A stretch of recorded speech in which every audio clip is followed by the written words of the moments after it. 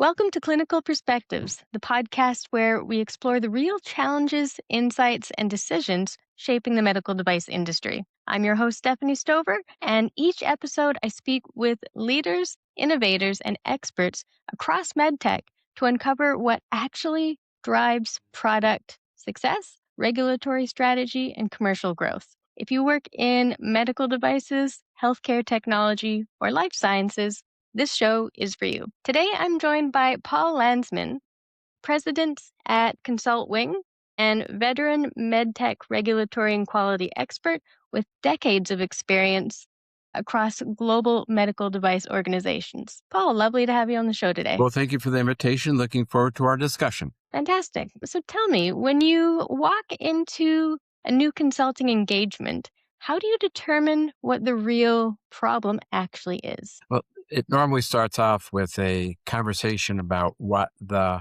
perceived, why are you bringing me into this assignment? Mm.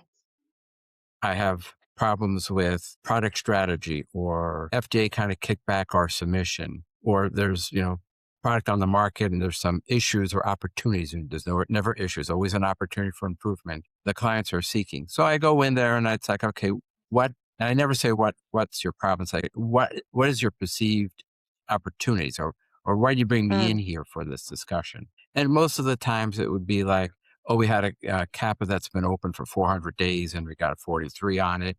Or, we had a great product introduction, it's done in the pilot plant facility. Now we're having a tough time transitioning it into commercialization. So what I normally do is kind of go in there and say, okay, let's look at, first of all, what processes are you using? How do you communicate from the very project initiation, project files, what's the user requirements, what have you? And, how did you make that journey from that initial great, brilliant idea to how you're getting it through the R&D and then into production and then commercialization and into the market from a regulatory strategy perspective. A lot of times the clients have little or no real documentation from that first step, right? They have some user requirements that they perceived on, but they really never did a good investigation into, maybe some marketing or looking at other products, looking at their labeling to see what these other products have in place. So, Okay. Basically it usually starts off at the beginning, in almost every process. It always starts at the beginning, and then kind of working your way through to sit there and saying, was the process broken or was the product broken? Mm. And I don't say the majority, but in a fair number of cases, it's the process that was broken. They didn't really have good, they listed user requirements and then they said, okay, let's do some risk management around these user requirements. And they didn't get the right personnel involved to look at, what's the real medical impact of some of these decisions that they're making. How do they translate these requirements into specifications, and then what's the risk, the tolerant risk for each of those specifications as they go through the process. The marriage of getting a firm set of user requirements and then understanding the risk associated with all those requirements and the tolerances of all those requirements are usually the first steps that I do, again, when I'm talking about product development issues. The same is true as when they have a commercial product on the market and they're having some field opportunities. What is it that, how do you translate that field opportunity to something that was either done in production or in the design of the product? Maybe it's a labeling issue. Maybe it's something in manufacturing.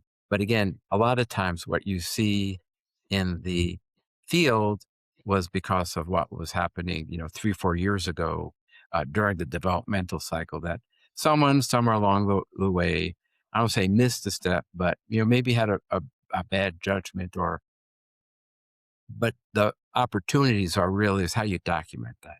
So it's written, so Right. it's done. So if you document user requirements correctly, you have a robust risk management process, and you can kind of push that through the whole cycle. Perfect. And what I see a lot of times that people, large companies, small companies, have that same opportunity where they, it's a tail wagging the dog. They have a field issue And now they have to figure out how they got to that field issue, how they're going to identify that field issue and eventually resolve it. They can put band-aids on Hmm. it. I have a pathology laboratory medicine background, so I kind of like to dig in and kind of go through that onion layering of really what the issue is. Because you could put a band-aid in there, but that Yeah. doesn't prevent what's going to happen in the field. I mean, in my career, I've done a lot of recalls or helped companies that do recalls that were band-aids. And then 2 weeks Hmm. later, it's like, oh, shoot, we have another, we didn't look at this subcomponent. That's the real failure. Now I got to go and recall, 6 or 7 other products that had that same subcomponent within that product. So I'd rather address it, intensely at first, understand what the opportunities are, and then kind of, narrow down the different steps that the customers have to do, clients have to do to Hmm. either go back to manufacturing, see what, everyone does, oh, we're going to do a lot review or, serial number review or component. You need to have that process in place. And again, that's really where having a good process and good documentation is a firm requirement. So, what happens when a company that you're working with hasn't properly documented their process? How do you figure out what the root cause of the problem is without that documentation? And that remediation effort, and I'll use the word remediation because then we have to now go through a remediation process to see where those gaps are within the documentation. Is it they had it in, a lot of companies, startup companies, they may not have, the big quality, invest in the quality management system. So they have a lot of, you know, spreadsheets here and documents there that never really got integrated into their, whether it be the design file, tech files, what have you. They might have had the outcome, but they never really had the firm information of how they got to that outcome. So again, it Hmm. requires going through some remediation to understand what was going on. And part of the opportunity is of, especially when it's in the field, is how they translate the product requirements into the manufacturing requirements. Right. And, again, I always love this term stack tolerances. You might have a tolerance here and here and here and here, but never had a stack tolerance. One of my companies that I worked for had a stack tolerance issue when I kind of drew on a blackboard, or marker board, what everything was. And they said, wow, now we can see why we have a 30% failure rate because that's what the stack tolerance tells us we should have. And it's like, hey, finding how that works. So let's narrow some of those specifications where we can, and try and get a fighting chance of having a product that has a 99.9% success rate, not a 70% success rate. Take that idea of stack tolerances for our viewers. Give me a like explain it like I'm five um, type explanation for what you're doing when you're walking through that process. Sure, and I'll give you a good example. I've been helping a lot of companies with their combination products where they have a good drug, they want to put it into a prefilled syringe or maybe into an auto injector. And they go in there and it's like, okay, we're going to do stability in the product. We're going to put the drug in the syringe and everything else, and we'll check the drug product out there.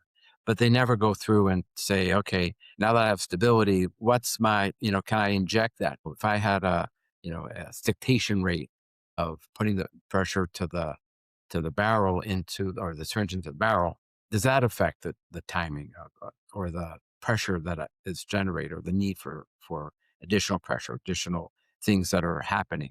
So when you look at the stack tolerances, it's more than just, oh, I need this barrel length and this diameter needle. I need to understand that there's some there's when you do the syringes, that there's some coating that they do to make sure that there's a nice glide tension out there. Does that interfere with it? How are they preparing that? So a bunch of questions that is part of the supplier quality program, because no one's making their own syringes. So how do you Hmm. translate those the requirements for, I need stability, I need to have a good glide, I need to deliver a certain value in a certain amount of time with a certain pressure on the barrel. How do I stack all those together to make sure that we chose the right syringe?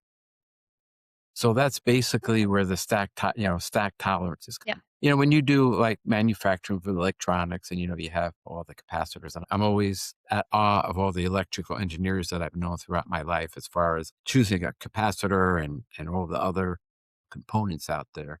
How do you make sure that you need to make sure that they have the right tolerances of things flowing through so that it could be robust at heat and, extreme temperatures, what have you. So again, all of those kind of little itty bitty pieces kind of make a big, take the jigsaw puzzle, make a nice, pretty picture. But how do you make sure that, there's very little wiggle room within those jigsaw pieces so that the thing doesn't fall apart? Yeah. So tell me, what are some of the most expensive mistakes that you see in the early development stage? The biggest mistake, and unfortunately, I've seen this a lot, is the difference between the marketing strategy, the product design, and regulatory submissions, right? What Okay. are the regulatory bodies going to allow in a submission? So people have these great ideas of, I'm going to be selling it to a home ECG, spirometry, telemedicine, type of device, one of the products I worked on, in the past. And I'm going to sell it directly to, a patient that, I can remote. I'm in Aspen, Colorado. My doctor is in New York City, but I have all these comorbidities. How am I going to monitor myself, in my $1 million home, whatever. So you have this device, great concept, but now you're relying on lay people to put on some ECG leads and do the right spirometry type of testing, things that the regulatory agency says, well, that's a great device. When you put the ECG probes on, it works beautifully. But how are you training the end user on putting those ECG Mm, labels on? So again, a lot of the early onsets, and when they brought around the team, they already had this concept, steamrolling through without having, let's say the UI to really dictate where the probes are and to test the system to make sure that the probes are on before they start taking their ECG. So those are some mistakes where they kind of have a disconnect between what they perceive as a user need, but then what are the user requirements? What requirements are you having of the system? Because when you go to any regulator, Health Canada, FDA, under the new QSMRs, risk management is a big issue and a big factor. It's been for years, but now they kind of integrate it in. What are the risks when you make a decision? What are the risks of that decision? Of if I switch leads on ECG, do I have the system to say, hey, stop, the leads aren't right, versus, letting the patient go through and getting some, wacko ECG sending to the doctor. So that risk management, that's a good foreseeable misuse of a product. yep, You have other products where, doctors do, weird things with your product that are not foreseeable, but you still need to manage that risk of yep. that activity. So the most expensive one is the expectation of what they want in their product versus how they're going to develop that regulatory strategy to make sure that what they want in the product actually eventually makes it into a regulatory strategy. And then that information for the regulatory strategy is sent back to the R&D team saying, great concept, but we need to do X, Y, and Z to make sure that this occurs. And we have all these, safety features built into the system. So, what would you say is the most surprising root cause that you've uncovered when working on a client project? The most surprising, and it's probably not a surprise to me anymore, but it really is that process documentation. Hmm. They had this great idea. They got it to work once. Woohoo! They might have gotten MVP, a minimal viable product out there, but then they didn't have all of the true documentation to now recreate what they did on the first model or the first batch of products. They really didn't understand. They got lucky. That's why the FDA always used to say, well, you need to make 3 batches or three products because, first time could be lucky. Second time, if you get it done 3 times, the FDA said, oh, that's great. Now you have your continuous process improvement, your risk management, so that when you do it the first time, it's going to be the same time or almost the same as it is for the 100th time, because now you developed a process, you have all of the again, those risk management tolerances, throughout the whole development cycle, so that when you kind of go in to make your first products, your first batches, what have you, you already have 99% of what you need to do. And Okay, that's also fantastic. critical for like a lot of the integrated medical devices where, you need to meet, certain ISO standards for Mm, electrical standards and, interferences. You put these systems in a big hospital doctor's office, doctor's office may not have all the wires, all the immunity and the wiring of their houses, especially if it's a 100-year-old clinic, you know, yeah. that a hospital has. So again, a lot of those testings need to be done and understood early so that when you get to that final product, all of that's built in and understood. So you once said the problem is we don't know what the problem is. Can you unpack that for us? Yeah, that's going to go back to my Buddhist thought processes, right? I mean, you know, when I go into a client, I'll do a little brainstorming per se that first day, because they'll throw out a lot of stuff, and I love this mind map software. You can kind of get all this information, put it on the things, and kind of, you know, try and coalesce what they perceive as the issue. Then, depending on how long it is, I come back from lunch or, let it sit and digest, and I have the map up there with everything. And I start with a clean, that Buddhist clean back blackboard, or whiteboard. Okay, now that's really now that you saw there's a lot of stuff on this board, right? But what really is causing this? Because when they look at it and see these are all the potentials, it's like, oh no, you know what? We didn't do that. There's something here missing. Okay, what's missing? And then it's like, okay, so now you know what the problem you have problems. You just didn't know what was causing it. When you start kind of doing that little brainstorm with the team without, Hmm. no prejudice, there's no such thing as a bad idea, nothing else. I mean, I have mind maps that are when you look at it, it looks like, holy smokes, where's Waldo? I mean, you can't see anything, right? Of course, there's so much information there packed in there. But then when you start looking at it from a perspective, okay, here's a clean board. Now let's understand what the issues are. That's when it's like, oh, yeah, now it's a little bit clearer to sit there and say, there's some gaps in our thought processes, and then the team starts looking at that big, big mind map and they start bickering about what's going on. And it's like, first sign first sign that, Mm, if the engineers and the manufacturing people start bickering, that's like, oh, I know what the problem is, right? The handoffs between each of the organizations, even to the quality regulatory, it's not defined. If you don't define that in your process and you're just guessing at it, you end up with a mind map where there's gaps, right? So yeah. it kind of circles back to, okay, let's not look at the problem that you have at hand. Let's look at the process, how you got here, right? What were the deliverables? What were the handoffs? What were the conditions for each of the stages of your development cycle?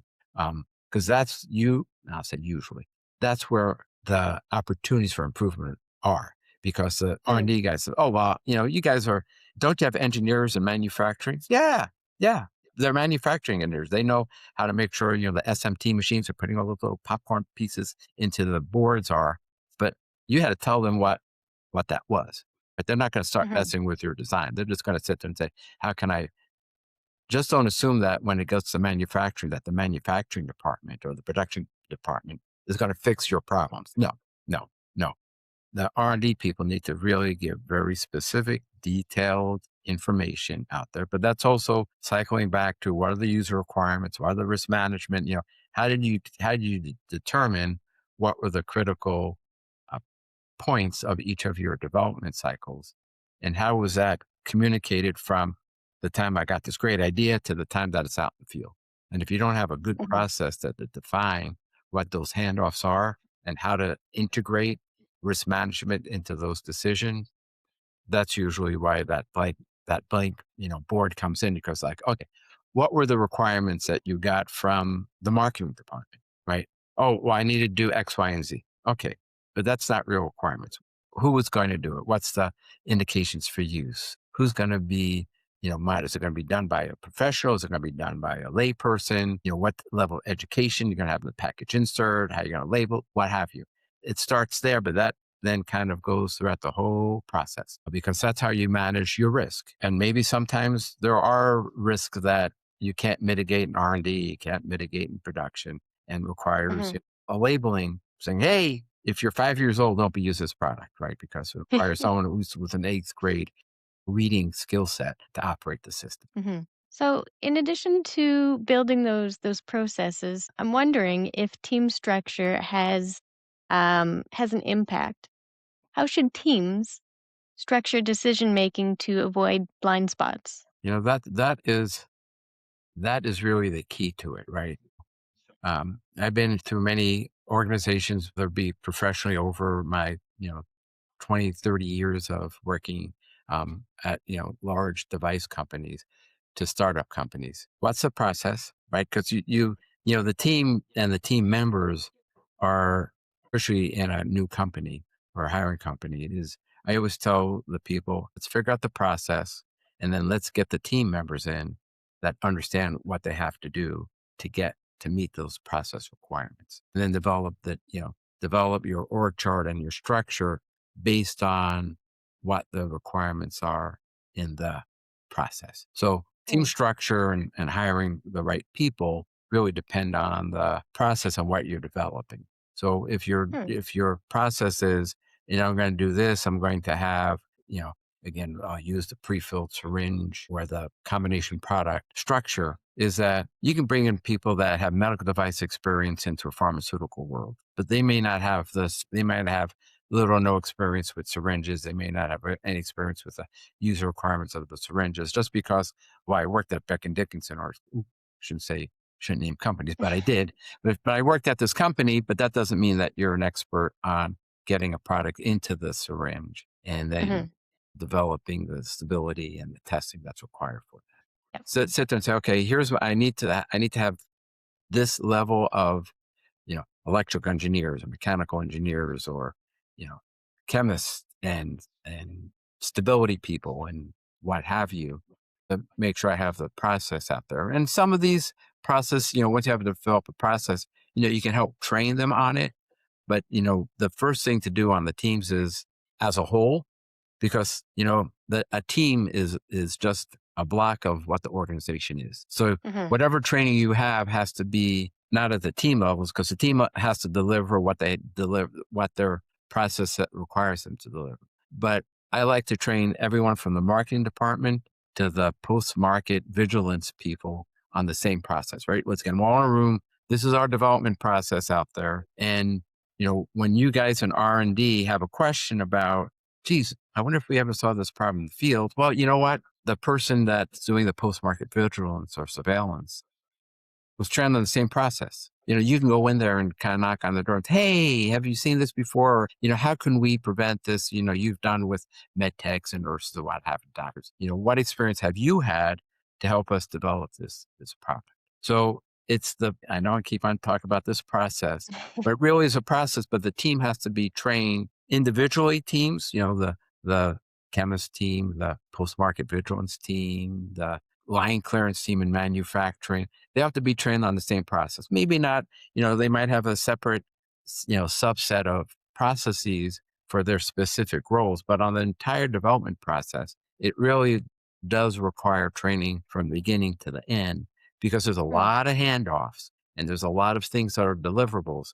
But if the next person in the process does not articulate clearly what their needs are and what they want, what they need to do their job, then you're going to get a lot of stuff thrown over the wall. And the poor people on the other end of that wall has to kind of say, what do I do with this? So mm, if you kind of develop the process first and then kind of go through, here's the different teams that I need. But then once you have, and it doesn't have to be every individual member of the team, but each team needs to understand what their requirements are. What do I need from the person downstream? And then what do I need to deliver to the people upstream? So that conceptually they understand all of that so that when they do their individual works and they go now bring the product to the project level meetings, they understand, yeah, these are my requirements, I got them, these are my deliverables, I sent them, and everyone should have a nice smooth transition. When you don't have that, that's where you get a lot of, I'll say bickering, but you get a lot of things that kind of gets held up. There's some failures. There's something that doesn't go right because someone Oh yeah.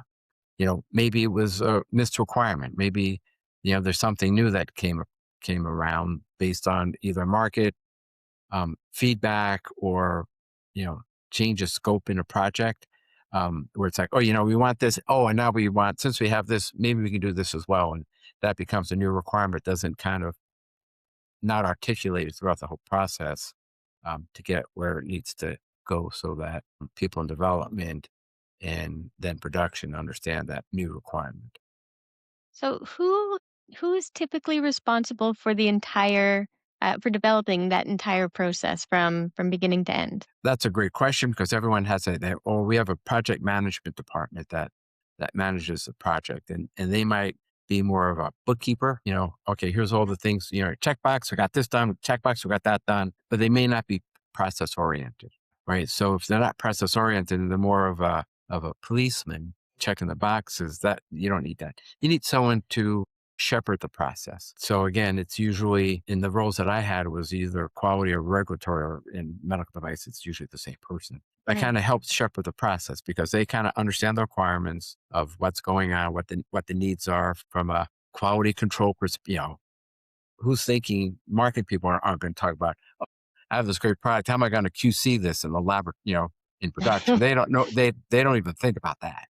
But it's someone who has that longitudinal view of the world and the product should be the one responsible for developing the process. There might be a project manager, a program manager, whatever you want to call it, that again Mhm. helps facilitate all the documentation, everything, because you don't want to burden. I mean, the quality people already get burdened, and regulatory people already get burdened. But there might be a project manager who develops and makes sure that you gather all the necessary requirements. But it should be the quality regulatory department that shepherds the process, make sure the process is still working.